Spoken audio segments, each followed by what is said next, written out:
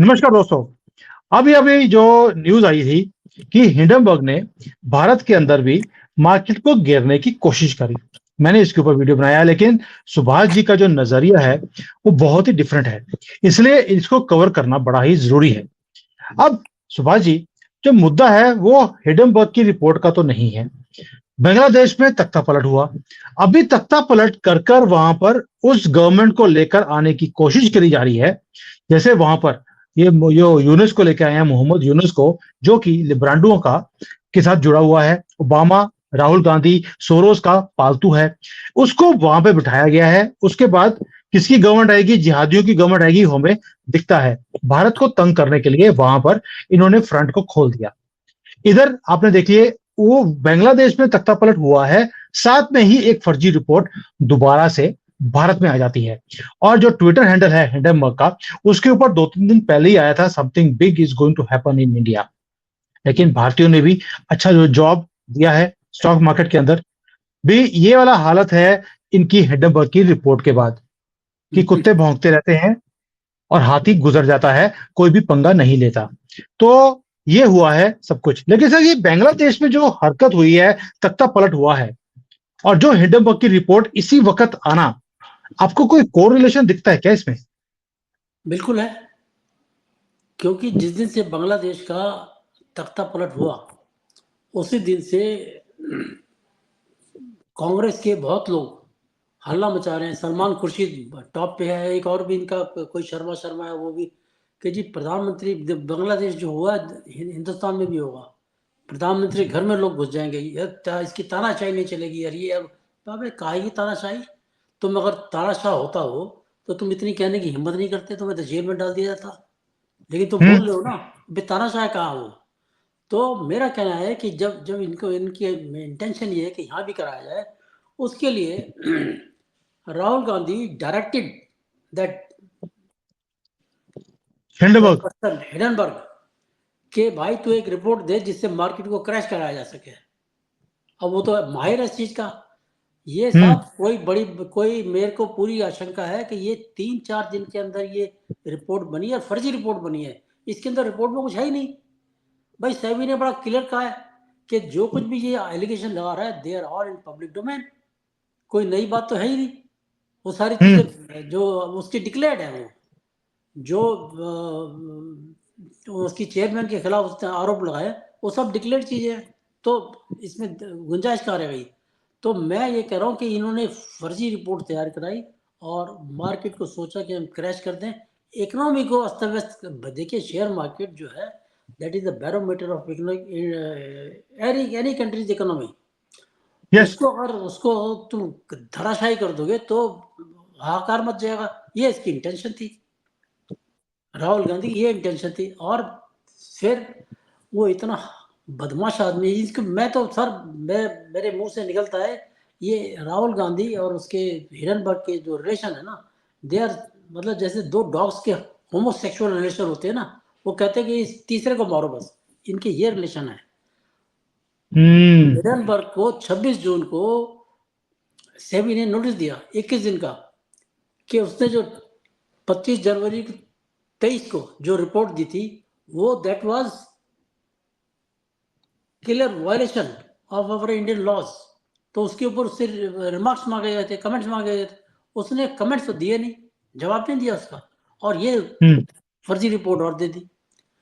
अब ये जो चीज है, मैं आपको एक इस आगे बढ़े से मैं आपको एक बात बताता हूँ। ये राहुल गांधी जो है और कांग्रेस है इसने राहुल गांधी ने कांग्रेस को ऐसी स्थिति में पहुंचा दिया है कि बिना सहारे चल ही नहीं सकते। वो एक शेर कहते हैं कि सहारे मत बनाए दिल, सहारे टूट जाते हैं। पहल शबनम से करते हैं, वो हंसकर रूठ जाते हैं। किनारे पहुंचकर भी मत समझो कि पार जा पहुंचे, जरा लहरों में जोश आया, किनारे टूट जाते हैं। अब मैं इसको इस तरह से बताता हूँ कि ये हर सहारा तो ढूंढते हैं कि हमारा काम हो जाए, हमारा लक्ष्य है मोदी को टपकाना, खत्म करना, गिराना, वो तो हो जाए। लेकिन जैसे ही उछलते हैं सहारा लेके, ये वहीं फुस हो जाते हैं। अब देखिए मैं आपको बताता हूँ कैसे। ये कभी आतंकियों का सहारा लेते हैं, आतंकवादियों का, यस लेकिन यस मोदी ने सारे आतंकी ठोक दिए, दबा के ठोक दिए। 10 साल से एक आतंकी हमला नहीं कर पाए वो देश के अंदर। कभी पाकिस्तान का सहारा लेते हैं, पाकिस्तान से कहते हैं भाई आप हमारे माई बाप, हमारी मदद करो, मोदी को हटाओ, हमें सत्ता में लाओ। ये और रिकॉर्ड है, मणिशंकर अय्यर ने यस पाकिस्तान में जाके बोला था। ओके। ये फिर कभी लंदन का सहारा लेते हैं। अब लंदन में क्या हो रहा है, वो खुद ही गृह युद्ध में झुलसा हुआ है। ये इनका तो जहां चरण पड़े वही बंटाधार। फिर कभी अमेरिका का सहारा लेता है। अमेरिका की मोदी सुनता नहीं, उसके जो दिल में आता है वो करता है। अमेरिका ने कहा तेल मत लो रशिया से, कहता मैं लूंगा, मेरे को सत्ता मिल रहा है मैं लूंगा। तो अमेरिका की ऐसी स्थिति कर दी उसने। फिर कभी चीन का सहारा लेता है। चीन का तो क्योंकि एमओयू साइन है उसका सहारा लेगा, लेकिन चीन को भी मोदी ने ठेंगा दिखा रखा है, उसको खुदे लगा रखा है बिल्कुल।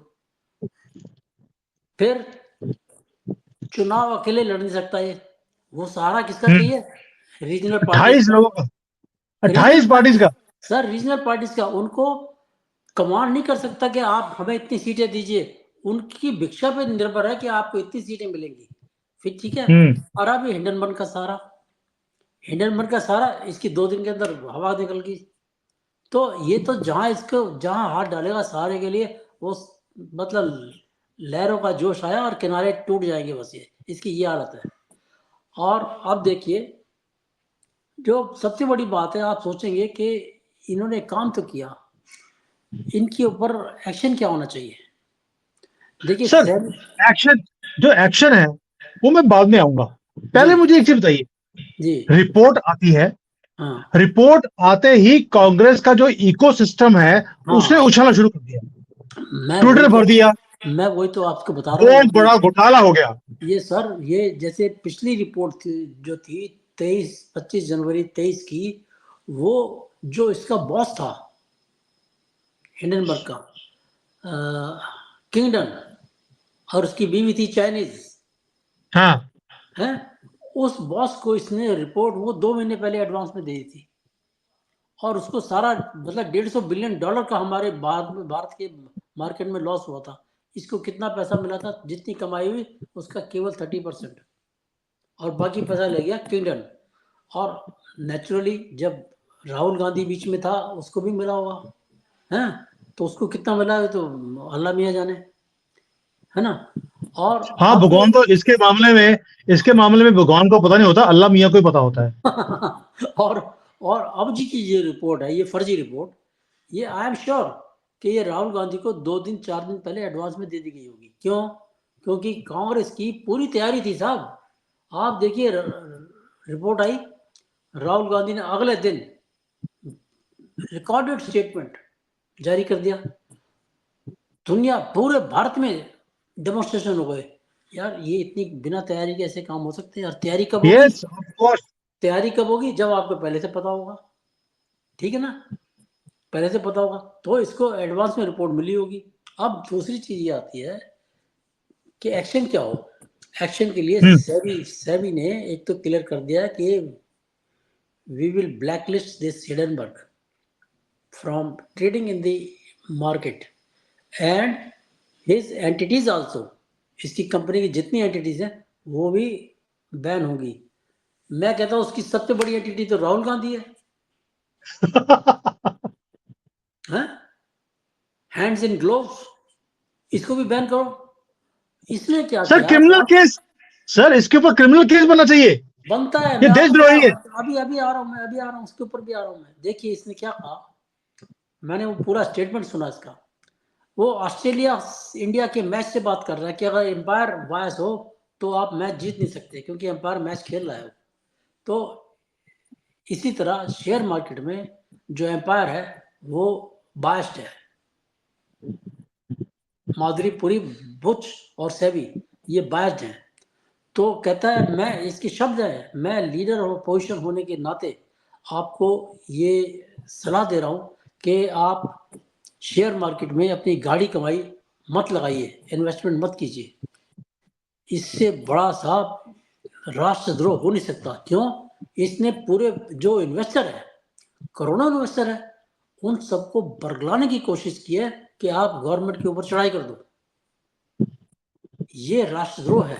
और मैं बताता हूँ, ये अपना जो भारतीय न्याय संहिता आई है उसके सेक्शन 152 में लिखा है कि it anything, any act which excites or attempts to excite secession or armed rebellion or subversive activities, ये सबवर्सिव एक्टिविटी है, इसमें इसके ऊपर राष्ट्रद्रोह का केस बनता है। इसने जानबूझ के ऐसी इंफॉर्मेशन दी है लोगों को जिससे मार्केट में डाउनफॉल आ जाए, हाहाकार मच जाए और लोग भड़क जाए, तो लोगों को भड़काने का काम किया है। इसके ऊपर तो बिल्कुल बनता है। अब दूसरी बात आती है कि तुम जो कह रहे हो कि जी भारतीय शेयर बाजार में सेबी जो है और जो उसकी चीफ है, चेयरपर्सन है, माधुरी वो माधुरी जी। हाँ, माधुरी पुरी दीक्षित बुद्ध जो है, ये बायस्ड है। तो यार मेरे को एक बात बताओ राहुल गांधी, तुमने फिर जो इन्वेस्टमेंट की हुई है वो किस लिए की हुई है? आपको बताता हूं मैं, इसकी इन्वेस्टमेंट क्या है सर। इसकी इन्वेस्टमेंट ये है जो इलेक्शन कमीशन में इसने लिख के दी है, इलेक्शन कमीशन में लिख के दिए 4.3 करोड़ इन शेयर्स।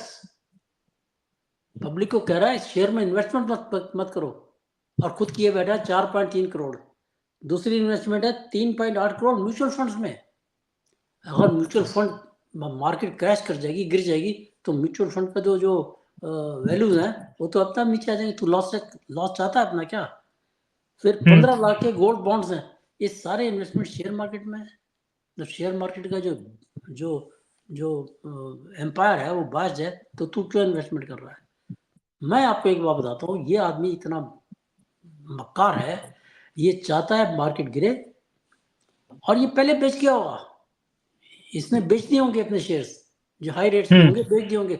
और इसकी इंटेंशन ये थी कि पब्लिक को दूर रखूं और मैं खुद बाजार से खरीदारी कर लूँ। तो ये लोगों को एडवाइस करना अपनी कमाई का जरिया बनाना है, ये धंधा करते हैं ये लोग।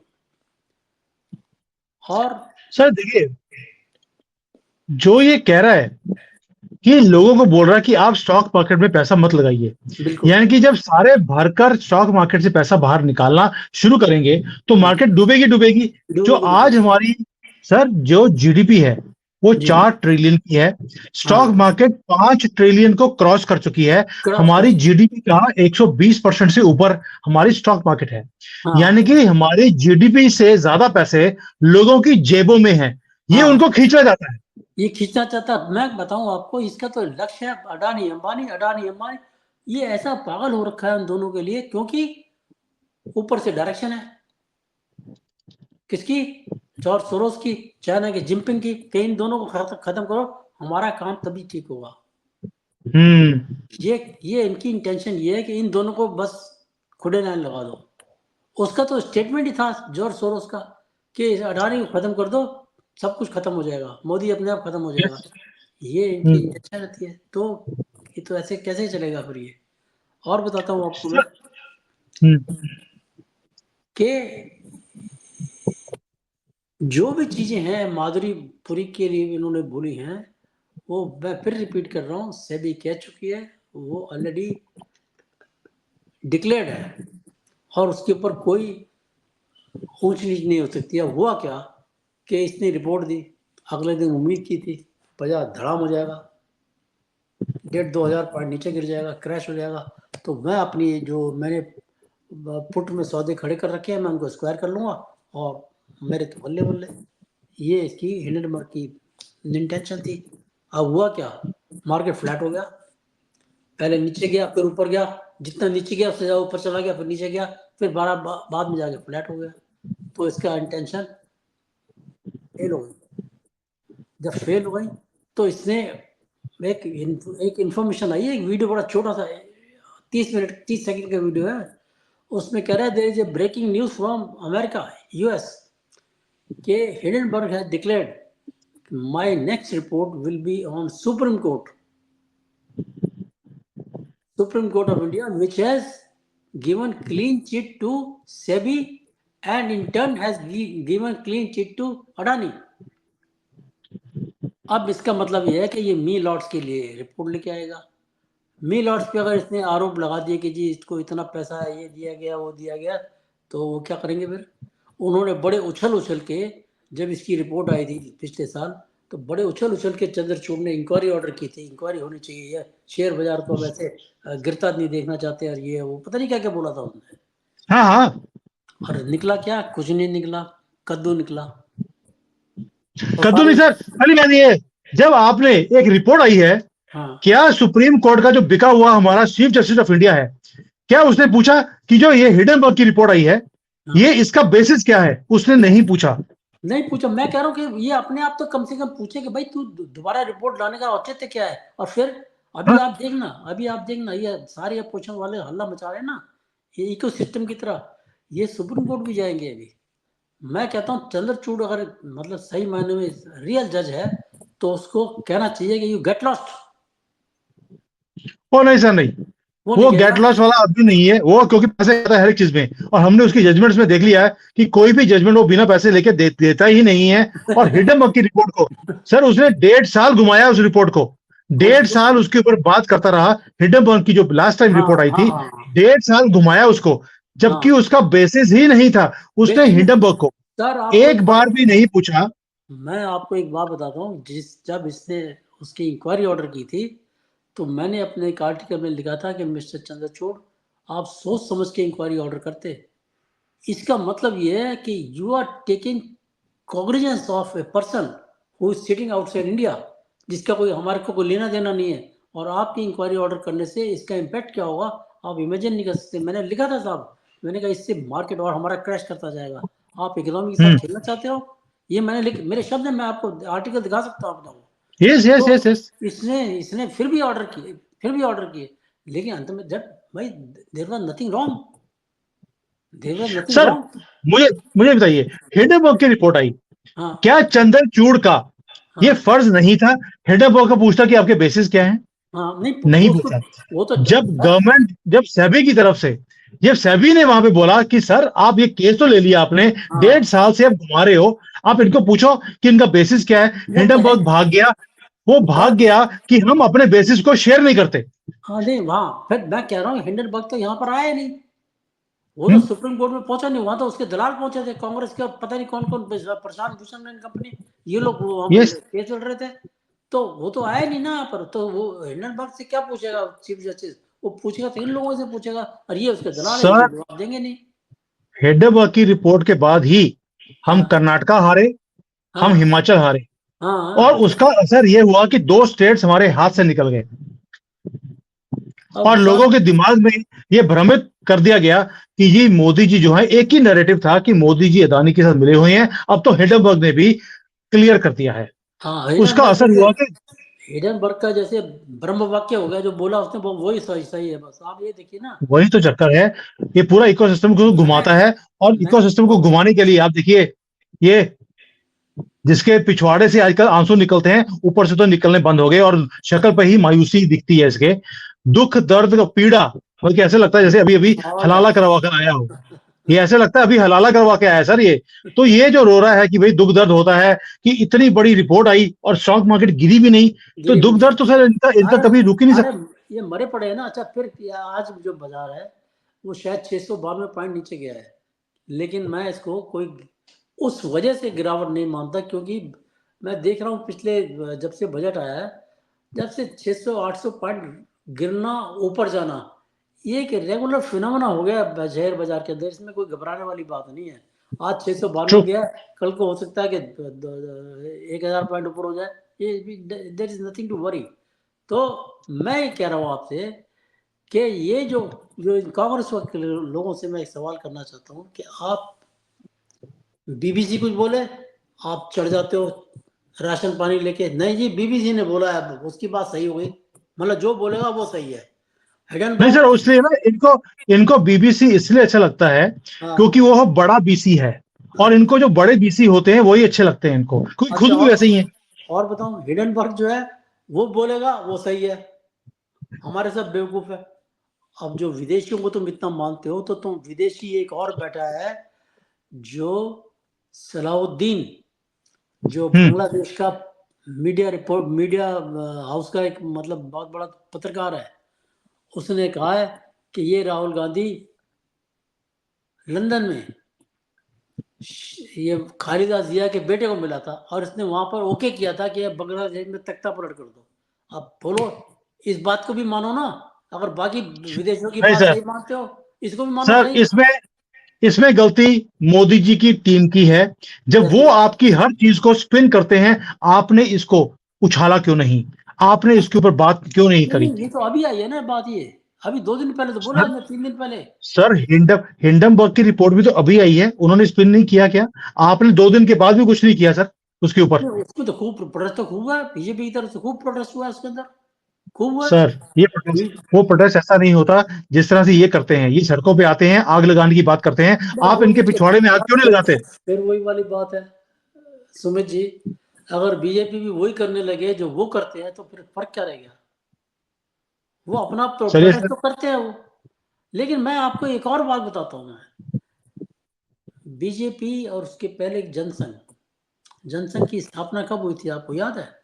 1951 या में है। हम्म 1951 से लेके वो लोग, अटल जी 1996 में प्रधानमंत्री बने थे, यानी 45 years that party remain in opposition. और अटल जी की वो वक्त थी कि नरसिम्हा राव के टाइम में उनको जिनेवा कॉन्फ्रेंस में एक भेजा गया था इंडिया को रिप्रेजेंट करने के लिए, एज हम्म अपोजिशन लीडर। ये देखिए कितनी बड़ी काबिल तारीफ चीज है। लेकिन वो 45 साल अपोजिशन में रह के उन्होंने कभी देश विरोध का काम नहीं किया। ये तो हम्म 10 साल में इस कदर पागल हो गया कि मतलब आतंकियों की मदद ले ले, पाकिस्तान की मदद ले ले, फलाने की मदद ले ले, ढिमके की, हर किसी को लपटाना लेपेटना चाहता है कि भाई हमें बचा लो। अमेरिका को कहता है कि हमारी लोकतंत्र लाओ। अबे लोकतंत्र तो है, कहते हैं लोकतंत्र लेके आओ, लोकतंत्र हमारा खत्म हो गया। सर, किसको बोल रहा है? अमेरिका को, जो हाँ हमेशा ही डेमोक्रेटिक कंट्रीज में जाकर वहां पे तख्ता पलट करता है, हाँ, उनको बोलता है कि उनको लोकतंत्र को बचा लीजिए। जो खुद लोकतंत्र, अपने लोकतंत्र को बचा नहीं सकता, अपने ओपोनेंट को गोली मरवाने की कोशिश करी है, उन्हें बोलता है जाकर लोकतंत्र बचा लीजिए। लोकतंत्र बचा लीजिए। तो मैं कह रहा हूँ कि वो 45 साल अपोजिशन में रहे। और मैं एक और बात बताता हूँ, अब ये आज रोज हो रहा है लोकसभा में, राज्यसभा में, लीडर ऑफ अपोजिशन वॉकआउट कर रहा है। ये बीइंग लीडर ऑफ अपोजिशन, उस दिन वो जो पंजाब के एक एमपी और मिनिस्टर है, बिट्टू, बिट्टू जी को इशारा कर रहा था, वेल में आजा तेरे को देखते हैं अभी, ये बोला था इसने।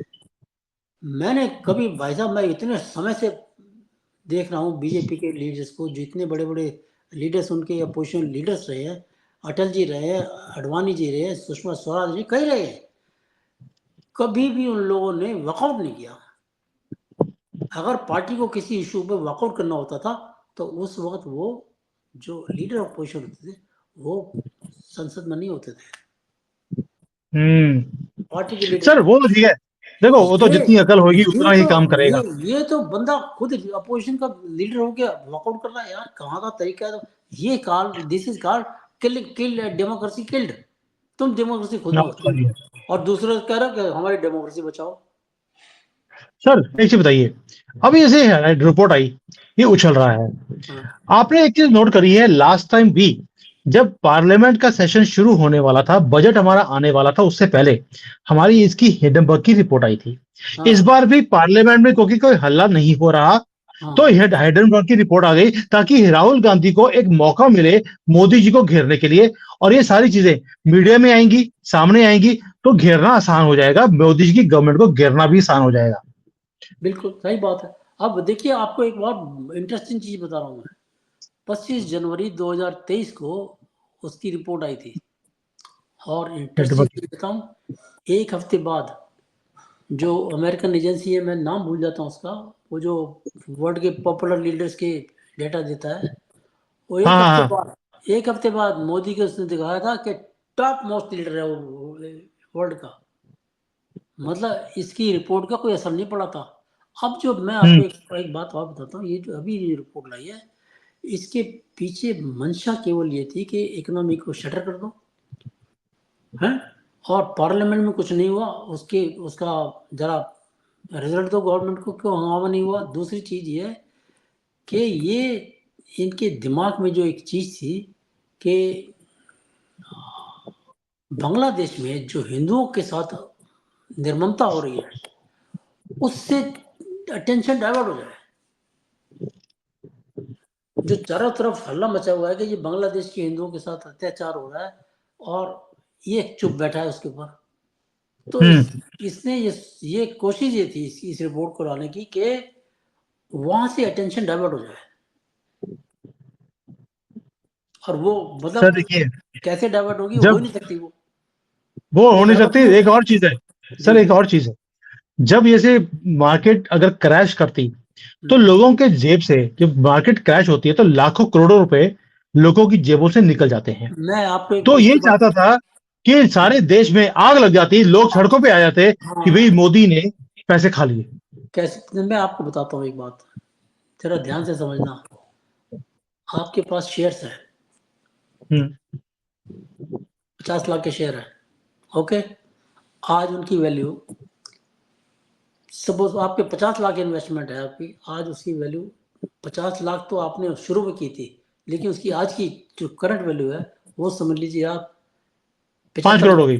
75 लाख है, ज्यादा नहीं, हम्म 75 लाख है। हम्म लेकिन मार्केट जब क्रैश की तो उसकी वैल्यू एक दिन में सर ज्यादा से ज्यादा 10-15% गिरती है, इससे ज्यादा नहीं गिरती, चाहे हम्म कितना क्रैश हो जाए। आपके शेयर हम्म। सपोज गिर के 65 लाख रह गए, आपकी जेब से पैसा कुछ नहीं गया है, you go on holding it, you go on holding sir वो इट। ये सब वी अंडरस्टैंड, लेकिन हाँ, लोगों में इतनी समझ नहीं होती है, जिसको बोलते हैं कि फियर वो फैक्टर में वो पता वो क्या बेचना है, शुरू करते हैं। वो हाँ वो पैनिक फैक्टर जो होता है ना, पैनिक में अंदर वो बेचना चालू कर देते हैं।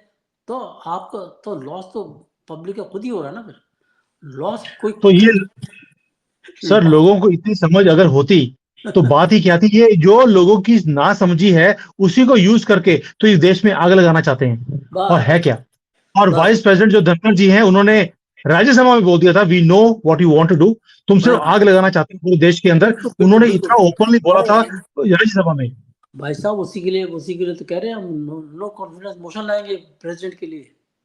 हाँ, ये हालत है, मतलब उनको खरी खरी सुना दे जो वाइस प्रेसिडेंट, उसको हटा दो। ये कमाल है तो यार, सर, तो अभी तो यही तो अनारकी लाना चाहते हैं ये। और यही नारकी सर 65 साल से ये लेकर भी आए, इन्होंने किसी को चलने नहीं दिया। चलने जो नहीं इनके दिया, सामने आया, जो भी कोई स्ट्रांग लीडर इनकी अपनी पार्टी में भी था, उसे उसको मरवा दिया गया, खत्म, उसे खलास, खत्म कर दिया गया। यस। खलास। तो यही चाहते हैं, देश खत्म हो जाए, इन्हें फर्क नहीं पड़ता। इतनी बार बंटवारा किया है, अपने बाप की जागीर समझ के बैठे हुए हैं, अभी भी ये चाहते हैं कि यहाँ पर आग लगे, ये देश खत्म हो जाए, लेकिन इन्हें प्रधानमंत्री बना दिया जाए, इस देश के दो टुकड़े हो जाएं, नॉर्थ अब में ये ये बन जाएगा अब ये सर और साउथ आपको में पिंकी को बना देगा। इसके प्रधानमंत्री बनने की अब आपने बात छेड़ी है, तो मैं आपको एक इंटरेस्टिंग चीज बताता हूँ कि मनमोहन सिंह को सोनिया ने बनाया था प्राइम मिनिस्टर। हम्म वो बिल्कुल यस मैम वो करने वाला आदमी था। हम्म 10 साल तक ये राहुल गांधी उसके टाइम में एमपी रहा। उस व्यक्ति को अगर कहते कि भाई इसको एक मिनिस्ट्री दे दो तो मिनिस्ट्री दे देता वो। अब आप देखिए, ही शर्ट फ्रॉम द रिस्पॉन्सिबिलिटी, इसने मिनिस्ट्री नहीं ली कोई। दूसरी चीज और बताता हूँ आपको मैं, मनमोहन सिंह ने एक बार कहा था, ये कुर्सी आपकी है, जब कहोगे मैं तो खाली कर दूंगा, तो उसे ले लो, संभाल लो। मतलब साफ उसको इशारा था राहुल गांधी को, you come and take the prime ministership. Of course. इसने नहीं ली, क्यों? अरे भाई, तेरे को फ्री में प्राइम मिनिस्टरशिप मिल रही थी, बिना इलेक्शन ले, बिना कुछ जद्दोजहद किए हुए, तू ले लेता। तू बिना बात का उसके बाद लगा हुआ है कि देशद्रोह कर रहा, दंगे कर रहा, ये कर रहा, वो कर रहा, तो सर, प्राइम तो मिनिस्टर बनेगा नहीं। वो रीजन क्या था?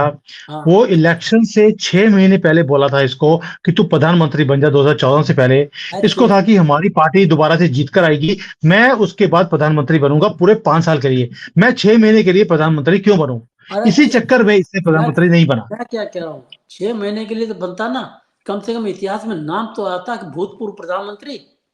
और फिर सर अपनी उसके लिए सुनिए आपकी सुनिए किस्मत में लिखा भी होना चाहिए। सुनिए सुनिए फिर उसके अंदर एक बात और भी थी ना, अपनी लीडरशिप में एज प्राइम मिनिस्टर तो इलेक्शन लड़के दिखाता और दोबारा पार्टी को सत्ता में लाता जब पे बात थी, लेकिन that capability you are not having. Of course. तो मेरा कहना है कि जब तेरे को फ्री में गद्दी मिली थी ले लेता भाई। अब क्यों बिना बात के मोदी को हटाऊंगा, मोदी को अरे मोदी वो अंगद का पैर है जो हिलेगा ही नहीं तेरे से। सही बात है, अंगद का पैर है, और ये जो सुअर का पैर लेके बैठा हुआ है, इसको तो काटना बड़ा जरूरी है। और मुझे लगता है कि इसके ऊपर अब काज गिरने वाली है। यार 29 सर 29 सितंबर को इसको रिटर्न में जवाब देना है। इसका जो इसने धांधली करी है, कौन से वाले में, इंग्लिश बहुत केसेस हैं। हेराल्ड में। हाँ, हेराल्ड वाले में, नेशनल हेराल्ड में रिटर्न में जवाब देना पड़ेगा। हाँ हाँ वो काज गिरने वाली है इनके ऊपर, चिंता नहीं कीजिए, ये अंदर जाएंगे। मोदी अब छोड़ने वाला नहीं है, देशद्रोहियों को वो सर पूरा मौका मोदी दे रहा है अभी। मोदी कर लो। छोड़ने वाला मोदी कौन होता है सर, मगर ये केस इसका सनातन तैयार हो गया तो कोर्ट रगड़ेगी इसको, मोदी थोड़ी रगड़ेगा। It is I understand that. It will be decision of the court. Yes, देखते हैं हमारे बिके हुए जजेस इसको अंदर करते हैं कि नहीं करते। तो ये थोड़ा मैटर हम लोग तब करेंगे जब इसका टाइम आएगा। लेकिन आज जो राहुल गांधी ने गंद डालने की कोशिश करी, फेल हो गया। पप्पू फिर दोबारा से फेल हो गया है आज। कल देखते हैं कल को इसका असर क्या होगा स्टॉक मार्केट के ऊपर, हमारी नजर बनी रहेगी। लेकिन जो लोग मेरी वीडियोस को देखते हैं, मैंने आपको 1 महीने पहले बोला था कि एक बड़ा कांड आने वाला है जिसमें स्टॉक मार्केट को क्रैश करवाया जाएगा, ताकि आपके लाखों करोड़ रुपए खत्म हो जाएं। और ये न्यूज मुझे अमेरिका से नहीं मिली थी, मुझे चाइना से मिली थी कि अब आपकी स्टॉक मार्केट खतरे में है। वो ऑलरेडी 80,000 पॉइंट को क्रॉस कर चुकी है। अब जो बड़े बड़े इन्वेस्टर्स हैं वो अपने पैसे बनाकर बाहर निकल जाएंगे, आपके लोगों को गरीब कर देंगे, और एक रिपोर्ट आएगी जो आपकी मार्केट को ध्वस्त कर देगी। शायद इसी रिपोर्ट का नाम वो ले रहे थे, जिसके ऊपर मैंने वीडियो भी बनाया था आपके लिए आज। लेकिन जैसे सुभाष जी ने एक कोरिलेशन दिखाया है, किसका, राहुल गांधी का बांग्लादेश में, फिर यूके में जाकर मीटिंग्स करना, दुनिया में सबको बोलना कि इनकी गवर्नमेंट को, मोदी जी की गवर्नमेंट को गिरा दीजिए। और हम इनकी तैयारी देखिए आप, हिडनबर्ग की रिपोर्ट आती है, 1 घंटे बाद प्रोटेस्ट शुरू हो जाते हैं, ट्विटर अकाउंट्स भर जाते हैं, और साथ में उन्होंने बोलना शुरू कर दिया अगर आप इस चीजों को अपने ट्विटर अकाउंट्स के ऊपर स्पिन करेंगे तो आपको पैसे दिए जाएंगे। वो वाली रिपोर्ट्स भी मेरे पास आई हैं कि अगर आप, जिनके बड़े बड़े फॉलोअरशिप्स है, उनको इन्होंने बोला है हम आपको पैसे देंगे अगर आप अपने इसके ऊपर मोदी जी को घेरना शुरू करेंगे। तो कांग्रेस ने पैसे देने शुरू कर दिए ट्विटर अकाउंट्स के ऊपर, यूट्यूब की वीडियोस के ऊपर। ये जो डॉग है जिसकी मैं फोटो दिखा रहा हूं मनहूस की, इसको भी पैसे मिले हैं और इसने उसके बाद वीडियोस भी बनाने शुरू कर दिए। मैंने पहले बोला है ये शक्ल से ही लगता है अभी अभी 10 लोगों से या 20 लोगों से हलाला करवा कराया है। तो ऐसे लोग पैसे लेकर कुछ भी करवा सकते हैं, इनको पैसे दिए गए हैं कि आप इन चीजों को स्पिन कीजिए। और सुभाष जी ने पूरा चीजों को बड़े ही खूबसूरती से समझाया है कि क्या रिलेशन है इसके साथ। अब देशद्रोह का केस इसके ऊपर बनना चाहिए, कब बनेगा ये अब गवर्नमेंट के ऊपर या एजेंसीज के ऊपर छोड़ देते हैं। सर आपका क्लोजिंग कमेंट।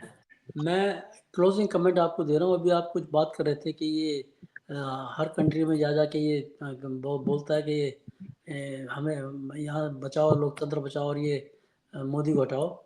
मैं आपको एक अपनी इनर फीलिंग बता रहा हूँ, मैं इंट्यूशन बता रहा हूँ। इस आदमी ने अपने लिए मौत का खेल खेल दिया है। ये बड़ी गंभीर बात बोल रहा हूँ मैं। क्यों? क्योंकि जो बात वो सलाहुद्दीन ने कही है, बांग्लादेश के एडिटर ने, कि ये उसको जाके मिलाता है, he okayed, he approved plan to topple Sheikh Hasina's government. इसके ऊपर सुमित जी, कांग्रेस ने या राहुल गांधी ने कोई रिएक्शन नहीं दिया है। They have not denied it, which means they are admitting हाँ यस दिस हैज हैपेंड। और ये अगर सत्य है तो साहब ये मत समझिए कि जो प्रधानमंत्री नहीं रहा उसकी कोई शक्ति नहीं रही। मेरी बात समझ रहे हैं ना आप? यस यस जब यस। 5 करोड़ बांग्लादेशी यहाँ बैठे हैं तो उसमें शेख हसीना के भी तो बहुत लोग होंगे ना। तो ये आप समझ जाइए जो मैं कह रहा हूँ।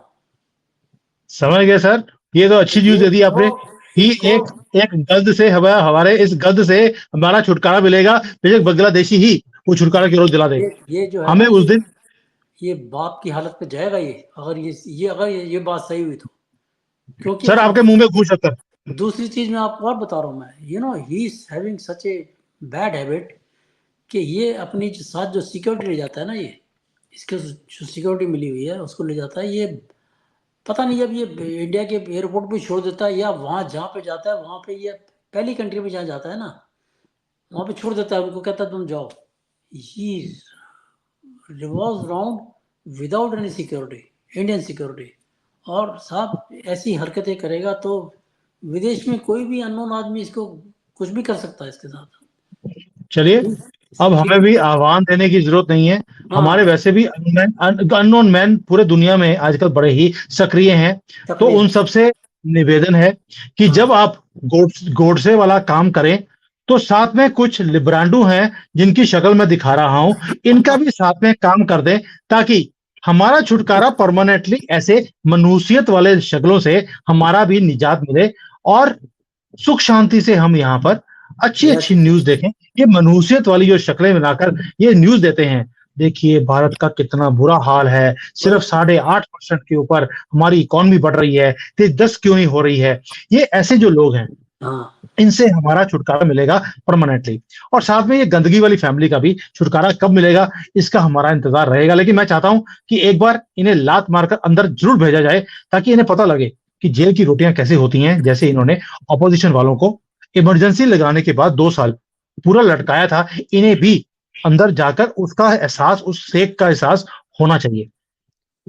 ठीक है जी, बिल्कुल सही बात क्या आपकी। Everything fine. चलिए साहब, एवरीथिंग इज फाइन। आज मजा आ गया जो देखकर, जैसे अपने एनालिसिस करते हैं। थैंक यू सो मच, आपने इतना जो टाइम निकालकर आपने दिया है। मुझे मालूम है आप यूएसए में हॉलिडेज मनाने गए हुए हैं, लेकिन मैं फिर भी तंग करता रहता हूं आपको, और तंग करना भी जरूरी है बिकॉज विश्लेषण ही ऐसा होता है। It is my pleasure sir. Sir thank you so much for your love thank you. And आप फिर भी शॉर्ट नोटिस पे आ जाते हैं, ये बहुत बड़ी बात है। Thank you so much. जय हिंद, वंदे मातरम। वंदे मातरम।